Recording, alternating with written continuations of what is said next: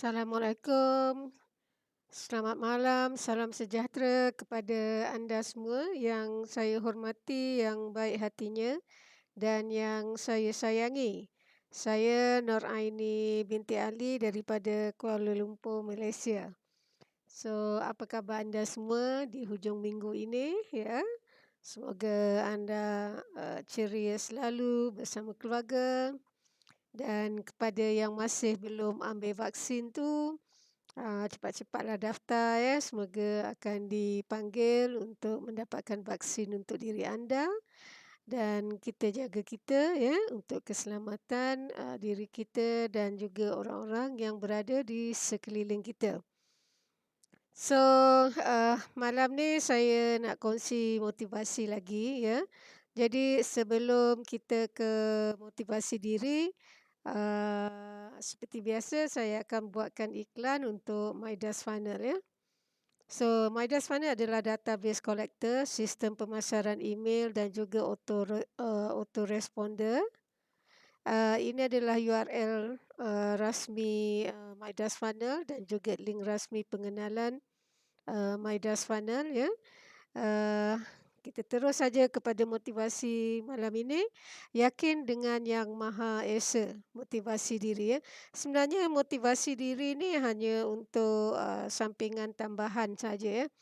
Selalunya bila saya bermasalah atau apa sajalah yang saya hadapi, kesulitan ataupun kerumitan, saya akan cuba mencari motivasi bukan sahaja untuk uh, bukan sahaja untuk diri saya sendiri, tetapi mungkin ia juga elok untuk mereka-mereka yang di luar sana yang memerlukan sokongan mental ya dan kata-kata semangat ya. So hari ini saya suka ayat ni. Okey. Jika jatuh kerana manusia, berdirilah kerana Allah. Jika menangis kerana ujian dunia, terus tersenyum kerana janji-janji Allah. Kita hidup untuk Allah, bukan untuk manusia, ya. So jadi ayat ni selalunya adalah ayat yang memberi saya perangsang ya. Macam beberapa hari yang lalu dan juga hari ini ya, saya ada terbaca satu artikel lah ya mengenai rakan-rakan usahawan ya yang seperjuangan dalam usahawan bersama saya dan juga yang lain-lain ya. So bila saya baca artikel tu saya rasa terkejut lah kerana beliau mungkin difitnah So jadi saya terus screenshot dan saya terus panggil beliau ya. Saya WhatsApp lah ya. So jadi saya kata tak perlu takut kalau anda yang di pihak yang benar ya. Saya kata amalkan ajalah ayat Ali Imran, surah Ali Imran ayat 160. InsyaAllah saya kata dengan dia. InsyaAllah Allah akan melindungi kamu dan Allah akan membantu kamu di dalam apa saja kesulitan yang kamu hadapi. So jadi terutama bukan saja dari segi peribadi ya. Ada kala kita akan menerima banyak cabaran ya di dalam urusan peribadi kita ya. Dan bukan itu saja tapi juga terutama di dalam urusan-urusan perniagaan. Kerana di dalam urusan perniagaan ini memang terlalu banyak challenge dia ya. So jadi kita kena berani dan kita harus menerima. Okey, menerima segala cabaran dan dugaan tersebut dengan lapang dada dan hati yang terbuka. Dan satu yang saya nak pesan ya kepada di luar sana ya, sekira anda menghadapi dugaan dan jangan revenge ya. Jangan berdendam dengan mereka yang menganiaya kamu semua ya.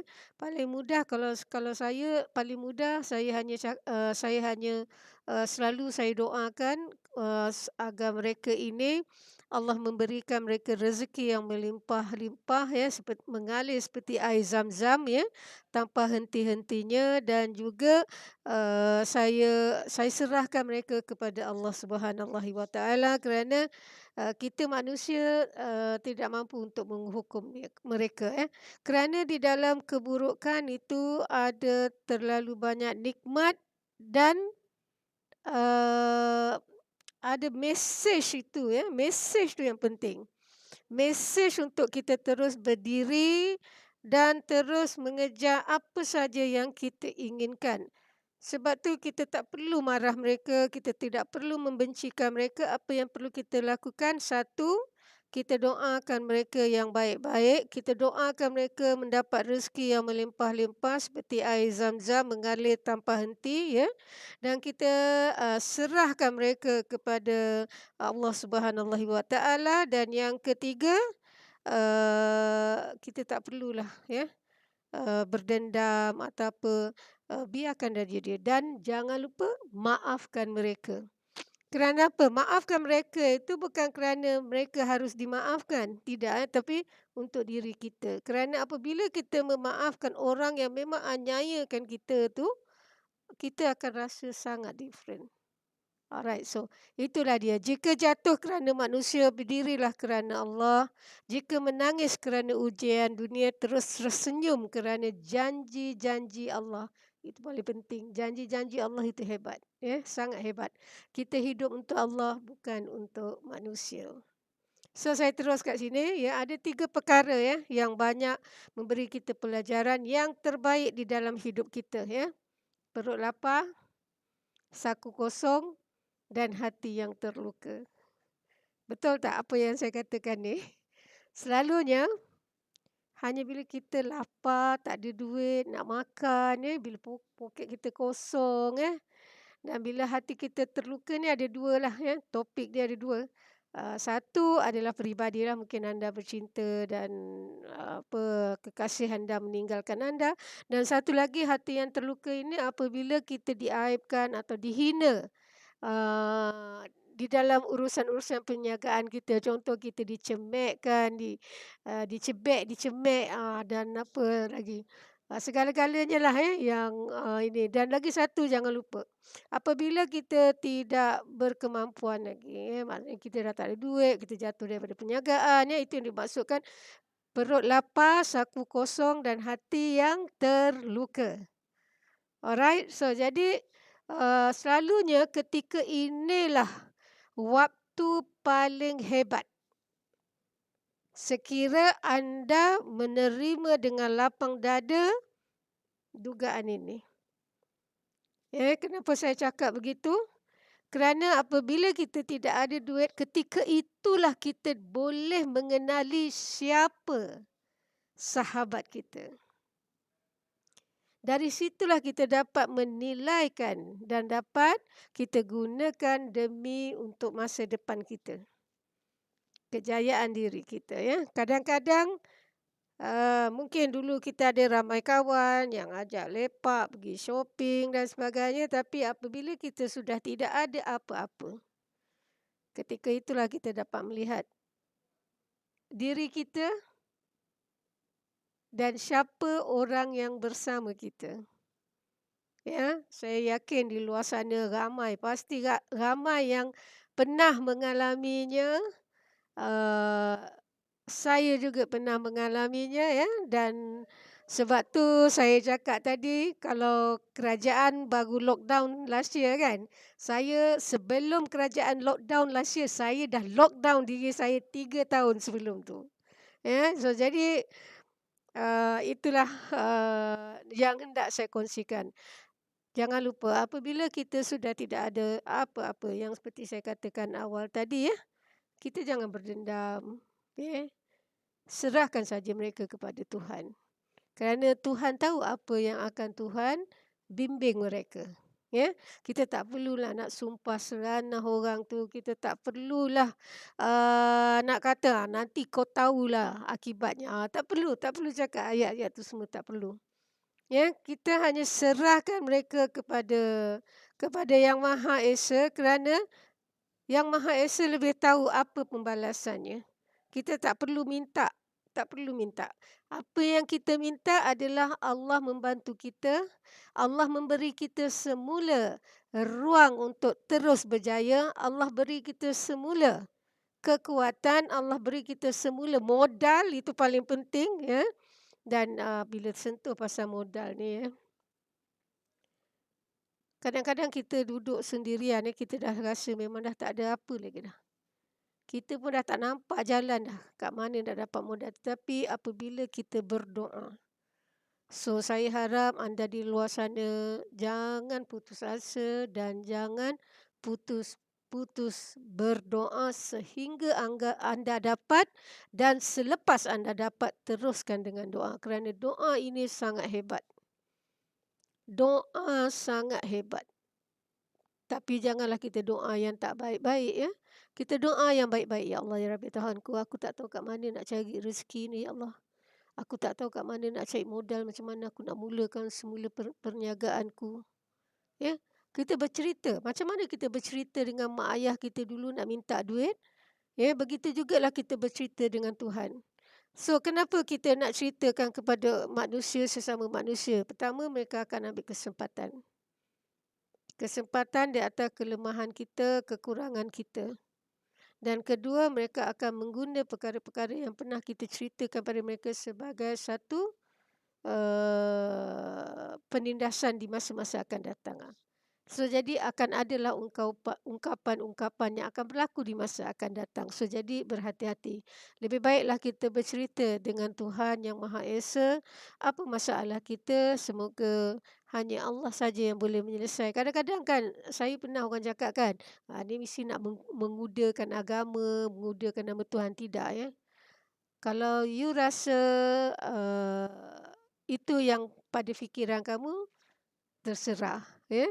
Saya sedikit pun tak marah sebab pada diri saya, kerana saya dah praktis benda tu. Sebab itu saya selalu bila saya bercerita, saya pasti akan menyatakan baliklah kepada Yang Maha Esa.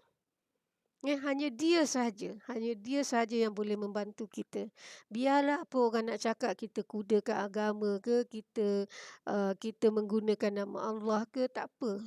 Sebab dia tak tahu, yang tahu hanya Allah. Dan hanya Allah saja yang boleh menilaikan kita, bukan manusia. Dan hanya Allah saja boleh menghukum kita, bukan manusia. Ya, so jadi janganlah takut ya. So apabila kita perut lapar, saku kosong dan hati yang terluka, itulah masa yang terbaik, pelajaran yang kita akan belajar ketika itu. Alright, so kita pergi pada seterusnya. 3 perkara harus dirahsiakan. Dan ini ramai yang berlaku di zaman moden ini, kerana terlalu banyak masa lapang di social media ya. Social media, so jadi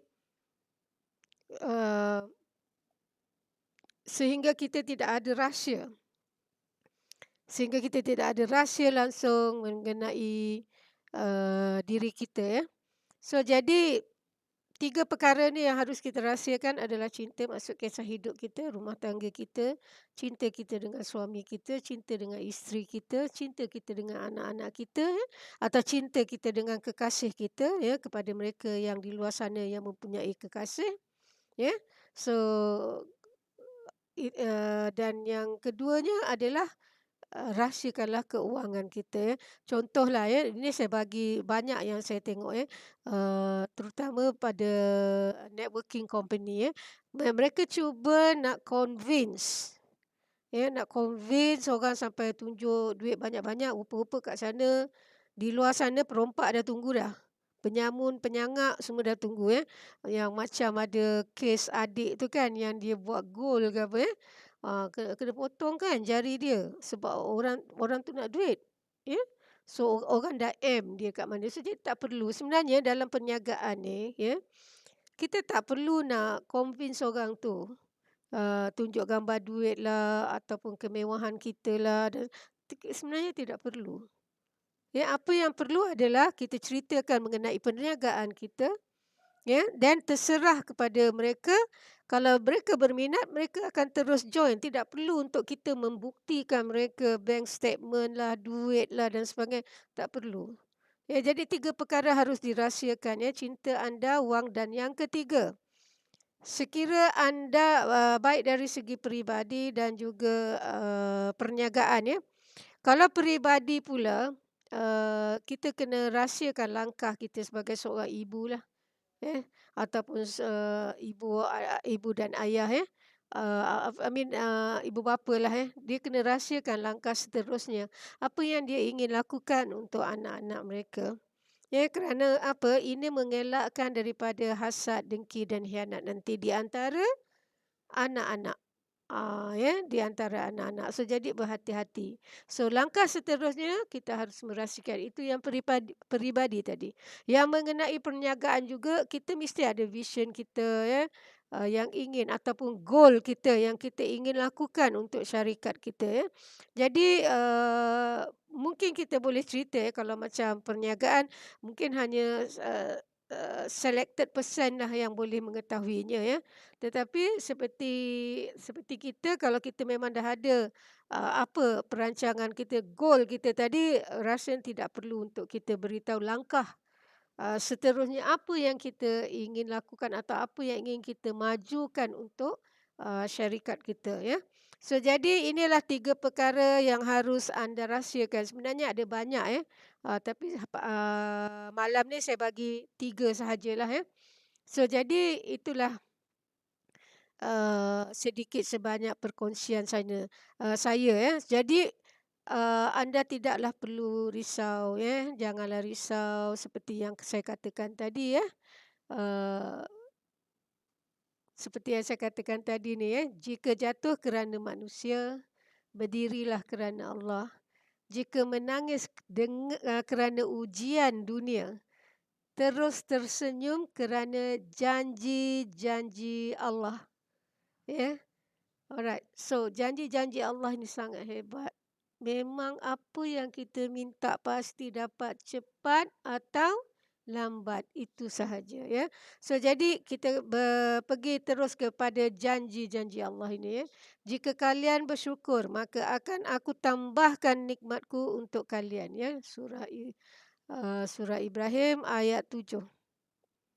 So, jadi belajarlah bersyukur. Walau dalam apa sekali keadaan, sama ada di dalam kesusahan ataupun di dalam kesenangan, Saya kalau kesenangan tu saya memang sangat takut. Selalunya saya akan lebih banyak bersyukur, menyebut nama Allah, alhamdulillah, Di waktu saya susah pun saya akan menyebut, tetapi di dalam tone yang berbeza, Maksudnya, kita bersyukur itu kerana di dalam kesusahan itu kita mendapat nikmat-nikmat yang kita tak nampak selama ni, dan ketika itu kita nampak, Tapi kalau kita bersyukur pula di waktu senang tadi, kita dah menerima nikmat-nikmatnya, tapi kita takut pula. Kita takut kita terlupa dan terlalai. So, jadi sebab tu penting sama ada bersyukur itu di dalam kesusahan ataupun di dalam waktu kita senang. Ingatlah kepadaku, nescaya aku ingat kepada kalian. Surah Al-Baqarah ayat 152. So, jadi kita kalau ingat, ini contohlah saya bagi, sebab saya dah banyak tengok di luar sana, sebagai contoh, Kita kalau ingat kekasih kita bagai nak rak, setengah pensan, sebab kita nak ingatkan kekasih kita tu tadi, tapi kenapa kita tak boleh ingat kepada Yang Maha Esa dan juga Nabi Muhammad sallallahu alaihi wasallam. Terutama kepada Allah lah. Kenapa kita tak boleh ingat? Kenapa kita tak boleh mengingati atau mencintai Yang Maha Esa itu sama seperti yang kita lakukan kepada kekasih kita kepada anak kita, kepada suami atau pada isteri kita? Kenapa? Alright, so ini adalah satu contoh yang sangat baik. Kadang-kadang saya suka tengok-tengok ayat-ayat dalam Al-Quran ataupun apa-apa saja kata-kata mutiara, di luar sana. Ia memberi saya semangat sebenarnya. Dia memberi saya semangat sebenarnya apabila saya di dalam kesusahan, dalam kesulitan, sebenarnya ia memberi saya banyak sangat semangat, di mana saya ada kala lebih baik saya melihat benda-benda ni daripada saya menceritakan kepada orang lain, rahsia hati saya, So, yang ketiga, berdoalah kepadaku, pasti aku kabulkan untuk kalian. Ya, surah Ghafir ayat 60.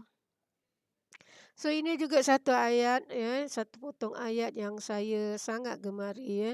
Berdoalah, sebab itulah tadi saya kata jangan putus-putus berdoa. Okey, sebenarnya saya ada banyak contoh tapi saya bagi, salah satu contoh ajalah ya. Salah satu contoh yang saya boleh bagi, ada satu ketika tu saya sangat susah, sangat-sangat susah, ya. So jadi, masa bujang saya tu memang saya ada duitlah sikit ya. So jadi, ketika saya belajar waktu tu, eee, saya belajar di Jepun lah ya. So ketika itu ada seorang rakan, dia kena balik ke Malaysia kerana mak dia perlu lakukan operation payudara, breast cancer ya. So dia tanya saya boleh tak pinjamkan dia ya, tak banyak pun 5,000 je ya. So jadi saya kata boleh. Kata bagi nombor akaun you, I transfer. So jadi saya transfer pada dia 5,000 ya. So selepas saya habis belajar saya balik ke Malaysia, saya tengok dia dah tinggalkan syarikat yang, sepatut dia bekerja lah ya. So saya tak dapat trace dia apa semua, so jadi saya nawar itu je dengan Allah. Saya kata kalau memang ada rezeki saya, adalah. Tapi kalau bukan rezeki saya reda dengan apa ketentuan Allah ya. So jadi, benda tu berlarutan selama 5 tahun ya, 5 tahun. So dalam 5 tahun tu saya ni suka suka doakan untuk semua orang ya. Ya Allah ya Rabbi Tuhanku, berilah mereka ini rezeki yang melimpah ruah mengalir seperti air Zam-Zam yang tiada putus-putusnya ya. Kalau dulu saya guna seperti air sungai ya. So sekarang tiba-tiba tak tahulah ilham, beberapa minggu yang lalu dapat air Zam-Zam pula.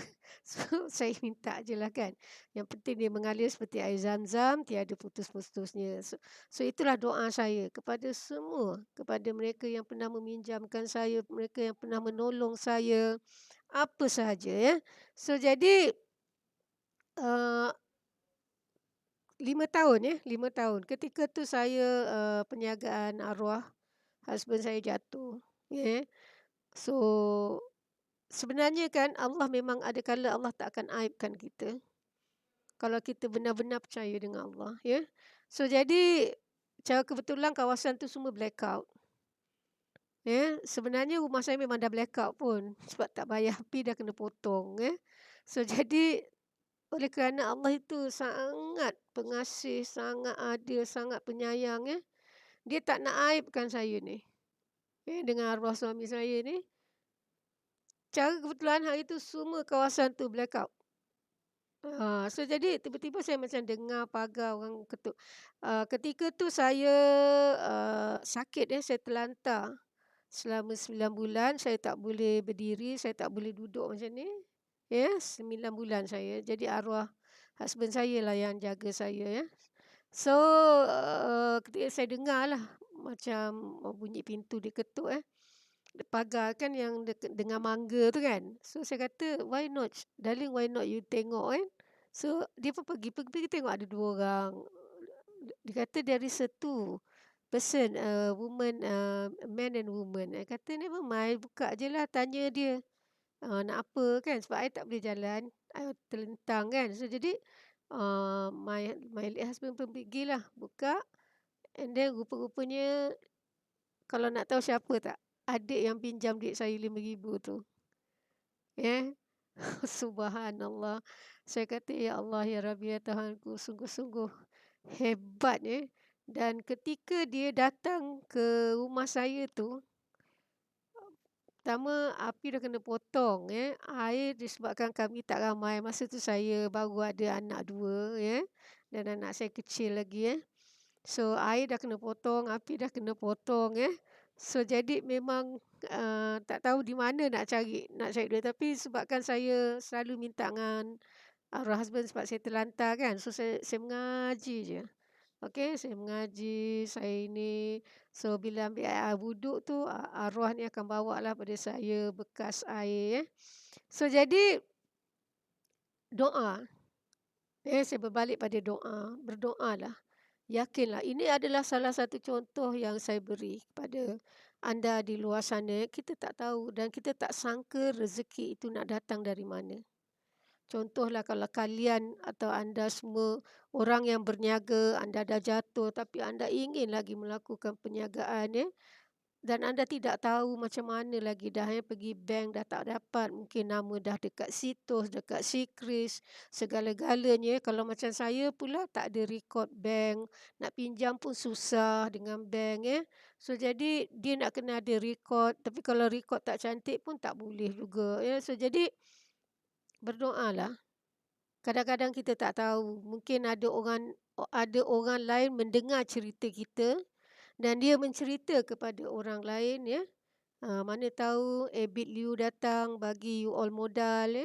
So kita tak tahu sebenarnya, kita tak tahu. Datang sumber tu datang dari mana. Yang kita tahu tugas kita berdoa. Berdoalah sehingga ia datang. Sebab doa itu sangat hebat. Ya, sangat-sangat hebat. Alright. So jadi balik pada cerita saya ni tadi, ya Allah, dengan izin Allah tadi, malam tu juga my late husband angkat anak I, letak. Lepas tu kan, ini semua ketentuan Allah. Sebenarnya tidak ada cara kebetulan, ya. So dia tolak two of my daughter, ya, pergi beli barang. First dia pergi beli susu anak, ya, susu anak Pampers. Sebab susu anak Pampers semua dah tak ada, ya. Anak minum susu tin cair tu ya. Itu pun dah pesan dengan Kak Long, ya, anak Kak Long that time dalam 2 tahun lebih, ya. Cakap dengan Kak Long, ni bagi nanti adik tau. Kak Long minum air sirap aja, ya. Boleh kan? Boleh. Ya Allah, I still remember, bila saya ingat cerita ni kan, sebenarnya sangat-sangat satu memori kenangan yang sangat indah untuk saya lah. Menjadikan satu inspirasi untuk saya berkongsi dengan orang lain, ya. So selepas tu, husband I keluarlah, dia bawa my two daughter pergi beli Pampers. I kata, you bawa kunci, I biarkan aja kat dalam rumah. So dia kata okey. So dia pun bawa kunci, jalan kaki. Masa tu kita kereta pun dah tak ada dah, ya, jalan kaki dengan izin Allah. Satu lelaki tegur my husband. Dia kata, "Sir, where you want to go? Bawa barang banyak." Sebab arwah husband saya hamba Allah yang revert to Muslim, ya. So jadi orang ni kata, "Come, I send you back home." Dia cakap macam tu kan. So kawan ni pun angkatlah, tolong, ya, tolong. Sebenarnya dalam hidup kita kan, apa yang berlaku dalam hidup kita bukan cara kebetulan. Memang ia sudah tertulis, ya. Sampai di rumah saya, tengok-tengok adalah hamba Allah yang saya kenal. Saya terkejut sampai dia terkejut. Dia kata, dia panggil saya Aini lah. "Aini, is it you?" Saya kata, siapa ni abang? Kawan lama. Saya rasa saya tak jumpa dia lebih 10 tahun. Ya, lebih 10 tahun. So jadi saya pendekkan je ceritanya, itulah kisah mengenai doa ni. Ya, mengenai doa ni sangat-sangat hebat. Ya, jadi keesokan hari abang tadi, ya, saya tak nak sebut nama dia di sini, ya. Biar ianya rahsia dulu. Okey. So jadi abang ni tadi the next day bawa husband I pergi bayar duit elektrik, pergi bayar duit air, ya. So jadi alhamdulillah, syukur pada Allah, ya. So jadi berdoalah. Kadang-kadang kita sampai dah terlupa. Ya, kita dah terlupa, kita bagi siapa pinjam duit dan sebagainya. Tapi sebab kita doa tadi. Doa itu sangat hebat. Sangat-sangat hebat. Ya, berdoalah. Sama juga kepada mereka-mereka yang pernah jatuh perniagaan atau sekarang ini. Sekarang ini di dalam keadaan gawat ini. Ya.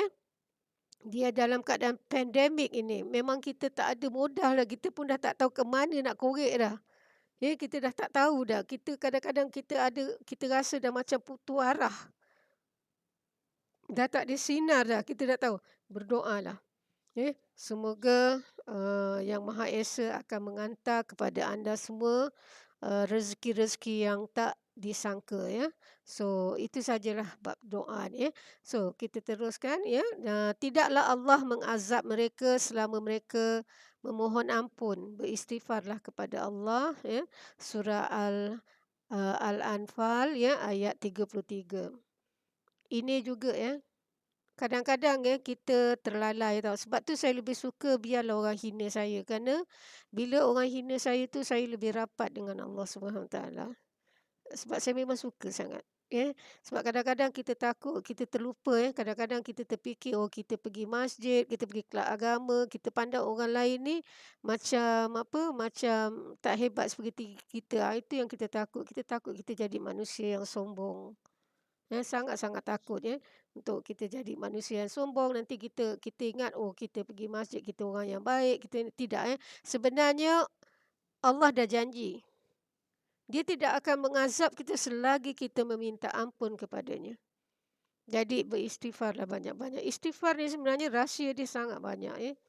Saya cerita ni bukan nak tunjuk saya baik, tidak ya. Saya bercerita ni adalah pengalaman sendiri. Bila kita beristighfar banyak, kadang-kadang istighfar ni juga boleh bawa rezeki. Rezeki yang tak disangka-sangka. Ya. Kadang-kadang ada saja ilham yang Allah akan bagi kepada kita. Tetapi cuba praktis, jangan berharap kepada manusia sesama manusia. Maksudnya kita serahkan doa kita tadi ya, kita mohon ampun tadi kepada Allah terus tadi ya, dan kita minta dari dia biar Allah yang hantar kepada kita. Sama juga dengan jodoh. Kalau anda tanya saya tak percaya dengan kisah cinta di luar sana. Pada saya cinta itu selepas nikah. Ya bukan sebelum nikah, selepas nikah. So jadi memang kisah hidup saya pun saya bercinta dengan arwah suami saya pun selepas nikah. Yes. So jadi pendekkan cerita tu. Okey. So jadi meminta ampun lah. Istighfar ni juga boleh membawa rezeki. Tapi biarlah seikhlas-ikhlas hati kita. Apabila kita beristighfar tu, biarlah dia ikhlas sangat di hati kita. Kita meminta pada Allah itu dengan merendah serendah-rendahnya diri kita sebagai hamba Allah kepada Yang Maha Esa tadi. Alright, so itulah dia 4 janji Allah di dalam Al-Quran yang boleh memberikan kita semangat bahawa kita masih ada tempat untuk berpaut dan berharap kerana hanya Dia yang berkuasa, hanya Dia yang Maha Pengasih, hanya Dia Maha Pemberi. Dialah yang bagi kita rezeki, Dialah segala-galanya. Yang lain kita buat di atas dunia ni semua adalah syarat saja. Syarat kita kena berusaha, berdoa dan kita minta rahmat daripada Yang Maha Esa. Itu yang selalu saya praktis dan saya minta ya. Dan itu juga saya ajar kepada anak-anak saya ya. Jangan sekali-kali, biarlah kita berhutang. Biarlah orang hina kita, biarlah orang maki kita kerana hutang. Tetapi jangan kita menggadai maruah kita. Itulah pesan saya dengan anak-anak saya. Tak ada duit, kita minta. Tak ada makan, kita minta. Tetapi jangan menjual maruah. Biarlah kita dihina. Oh, dia tu kaki hutang, keliling pinggang. Tak apa. Biarlah orang maki hamun sekali apa pun. Asal pertama, kita jangan menjual maruah kita dan kita jangan mencuri.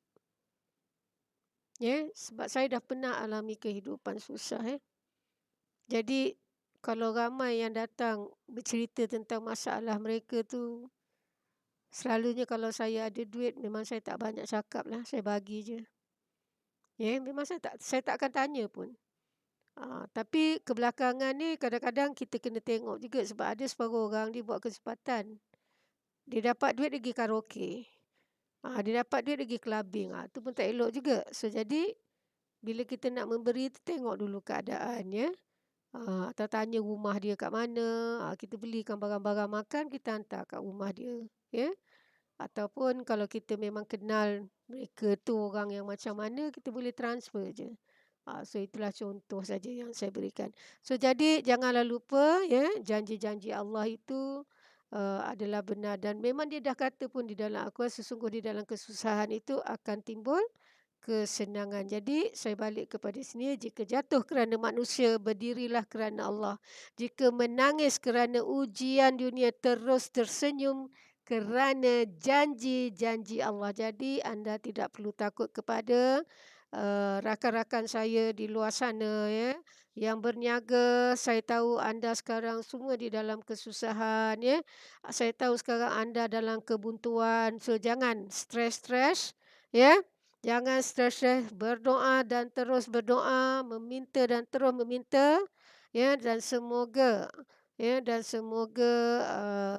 penyakit COVID-19 ini ya akan disegerakan ya keluar daripada negara kita.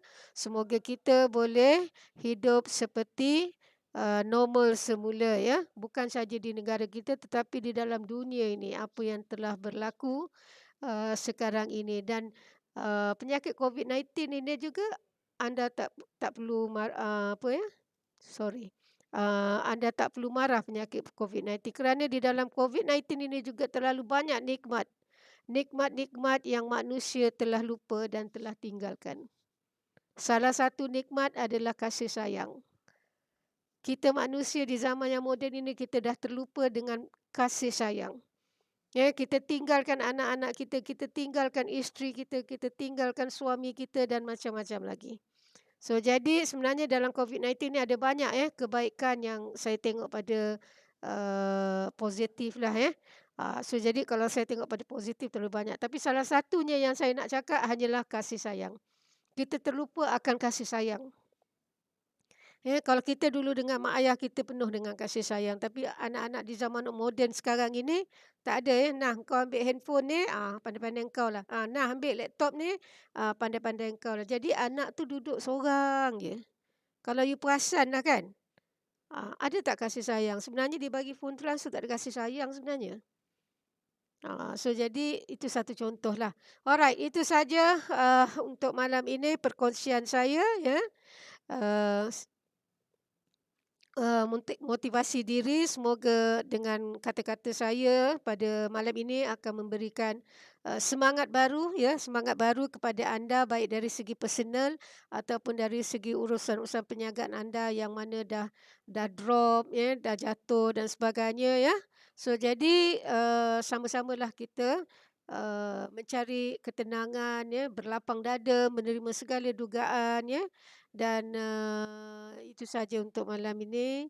Saya nak ucapkan jutaan terima kasih kepada anda semua yang sudi melihat video saya ya, yang saya hormati, yang baik hatinya dan yang saya sayangi. Sekali lagi saya Nur Aini binti Ali daripada Kuala Lumpur, Malaysia, dan jangan lupa like, subscribe dan tekan butang loceng. Itu saja untuk malam ini. Bye bye. Kita jumpa di video yang akan datang.